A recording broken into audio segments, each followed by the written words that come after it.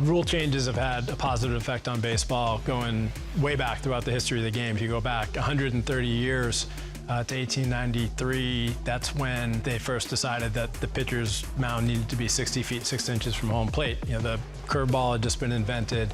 There were so many strikeouts in the game that there was a bit of an uprising saying that the game should be played by 9 players, not just by 2. And then more recently, a smaller thing, but I think appropriate given that we're introducing the pitch timer this year, the limit on mound visits. Fans tend to love action and they don't like downtime. So all those mound visits, we saw a ton of them in Red Sox-Yankees games, it just created a lot of dead time for the fans, and there was a bit of an uproar when they put a limit, 5 mound visits per game. People didn't like it for about 2 weeks. And then after 2 weeks, we saw, hey, all we've done is cut mound visits in half. No one noticed the rule anymore, and now we had more action and less dead time. And I think that's something similar to the effect you're going to see with the pitch timer.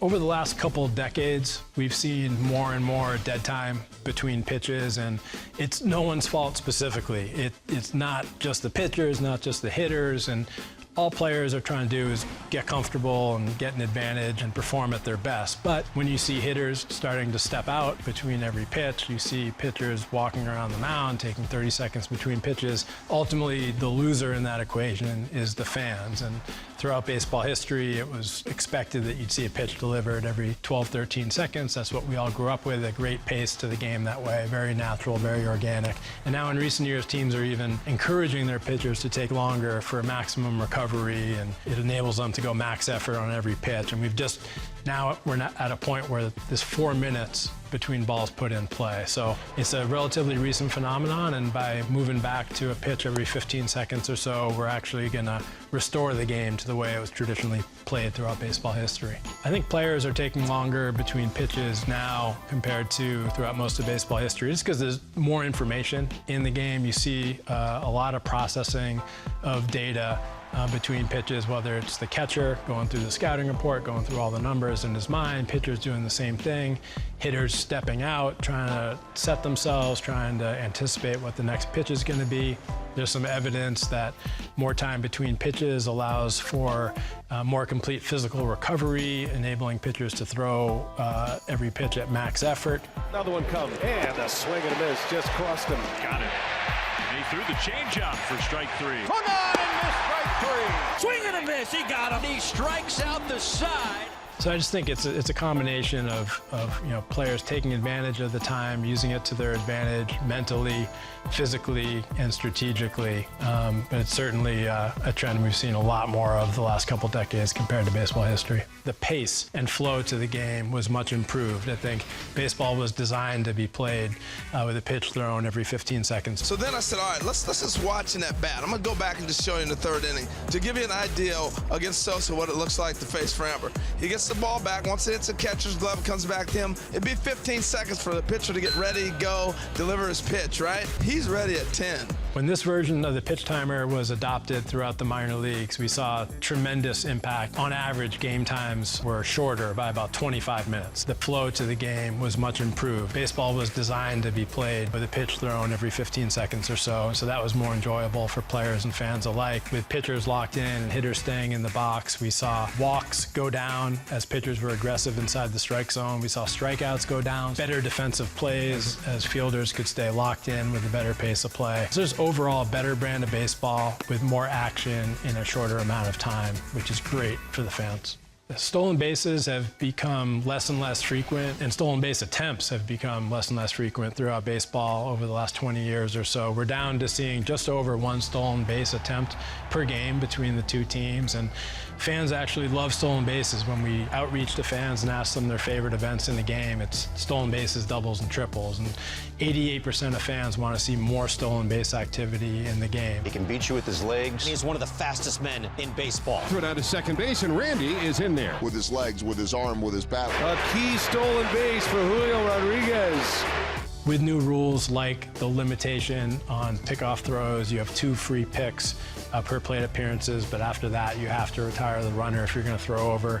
And then the slightly bigger bases, that's designed in part to tilt the balance in favor of the base stealer. The throw is not in time. I think in the end you're going to see more stolen base attempts, a few more stolen bases, and again, giving the fans more of what they like. I think it's important to remember that the game is constantly changing, constantly evolving. Here it is again, the 3-2. Swing and a miss. He got her. Has he done it again? He has. He's got two. For example, the last 20 years, there haven't been many rule changes, but the game has really changed. No one would have sat down 20, 30 years ago to say, hey, let's design a game in which the league hits 243. Let's design a game in which there's so many strikeouts that the whole league, on average, is striking out more batters than Bob Gibson did. Another one coming. And a swing and a miss just cost him. Got it. He threw the changeup for strike 3. Swing and a miss. He got him. He strikes out the side. I applaud the efforts of the commissioner and the owners and the players to come together and say, the game's going to change. Let's acknowledge that. Let's at least design these changes in a way to give the fans, the players, and everyone involved in the game the best possible version of baseball with more action, more athleticism, more balls in play, and less dead time, ball on display. Fans should be excited about baseball's changes in 2023 because they're designed to give fans more of what they like and less of what they don't like. Action. They love a faster pace of play. They love athleticism. They love doubles, triples, stolen bases, great defensive plays. And all these rules in testing in the minor leagues have created more of that action, better pace of play, more athleticism, more stolen base activity. And then less of what fans don't like. Fans don't like dead time. They don't like 30 seconds between pitches. They don't like long periods of inactivity on the field. And with the pitch timer and some of the other rules, we've seen a dramatic decrease in dead time on the field. So I think the things that fans love most about baseball, players in motion, action, athleticism, suspense, drama, seeing the ball put into play on a regular basis, all those things are just going to be enhanced by the new rules, and I think it'll reach a point where you don't even notice them. You just see a better version of baseball on display each night. What's up, fans? Greg Amsinger and Harold Reynolds here to tell you about the new exciting rule changes for the 2023 season aimed at improving the game's pace of play and increasing action on the field. Now, first, we have the addition of a pitch timer. This is a big deal, Harold. Yeah, it is. Pitcher's really going to have 15 seconds between pitches when bases are empty, 20 seconds between pitches when runners are on base. Hitters will receive 1 timeout per plate appearance, and the pitcher can step off the rubber twice with runners on. This is going to reduce all that dead time and increase action. Now, next up, we're going to talk about the size of the bases. I know you've heard a lot about that. First, second, and third base has been increased by 3 inches, from 15 inches square to 18 inches square. Bigger bases will increase safety at first base, and it's going to incentivize people to start running again. More stolen bases. I love that. Last but not least, there are now restrictions on defensive shifting. 2 infielders must be positioned on either side of second base, and all 4 infielders must be in front of the outfield grass when the pitcher begins his motion. Shift restrictions will lead to more hits and showcase the athleticism of middle infielders. Well, this has been tested in over 8,000 minor league games. These new rules that you're going to see implemented now at the big league level with great results. And the biggest thing being, fans were engaged. This is what you wanted to do. We got feedback from you. It's going to be quicker. The ball's more in play. Spectacular defense like Greg talked about. Aggressive base running. Man, it's going to be pretty cool. Enjoy the game. Hey everybody, Harold Reynolds and Greg Amsinger from MLB Network right here to tell you about the new changes in the rules in 2023. Biggest, the pitch timer. Oh, man. It's a major adjustment. Pitchers are going to have 15 seconds between pitches when bases are empty, 20 seconds between pitches when runners are on base. Hitters are going to receive 1 timeout per plate appearance, and the pitcher can step off the rubber twice with runners on. The pitch timer will reduce downtime, increase action, and make the game just more crisp. Can you imagine how quick that's going to be? And for me, the fan, if that pitcher's sitting there holding it too long, I'm counting it down. 3, 2, 1, deliver the pitch. Those unnecessary delays are going to be gone, so you can all enjoy the final innings. Again, enjoy baseball, everyone. Enjoy the game.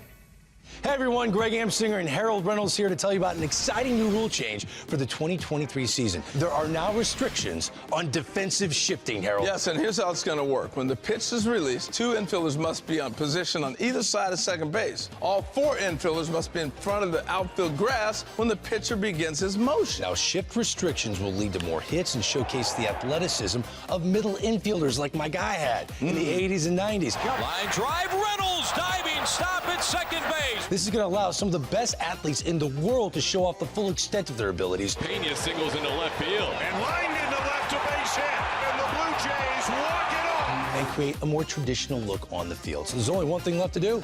Enjoy the game. What's up, fans? Greg Amstinger and Harold Reynolds here to tell you about an exciting new rule change for the 2023 season. Bigger bases. That's right, Greg. The size of first base, second base, and third base has been increased from 15 inches square to 18 inches square. Now, bigger bases will increase safety and incentivize more aggressive base running. More guys stealing bases like you did in the day. And that means the athleticism of some of the best athletes in the world will be on display. Throw not in time. No chance. Another steal. Enjoy the game, everyone. I am most excited about the limited pickoff attempts. That's what we're talking about. That's a stolen base that is one for the highlight reel. You have 2 pickoff attempts at first base without penalty, and then there's a penalty invoked if you don't pick them off the 3rd time. I'm most excited about this because as a base stealer, one thing that pitchers would do, which would really take a lot of my energy, was throw over. Right? Every time I had to dive back, that's energy that I had to exert, that's energy that I had to use. Double steal works to perfection. Runner goes, throw down not in time. He is in there with a stolen base. That's a big steal right there. And he is going to be safe. Whoa, little swim move maybe. So now I have that much more energy that goes into stealing the next base. So for me, that's exciting. That's something that would definitely perk my interest. The learning curve for players to adjust is anywhere from a week or 2 to a month for 90% of the league to, I think, be able to know the rules and understand the rules and be comfortable with the rules. In talking with some of the minor leaguers, some have taken 3 weeks, some 2 weeks, but the majority is around 90% of them is taking about the month to make the adjustment. Go to the game, check it out, see it for yourself, see how crisp the game is. See how much action is actually happening at the game in a faster pace. They're still hitting the ball, they're still hitting home runs at the same rates, and there's less dead time. See that for yourself, then you will know that this game is a better quality game.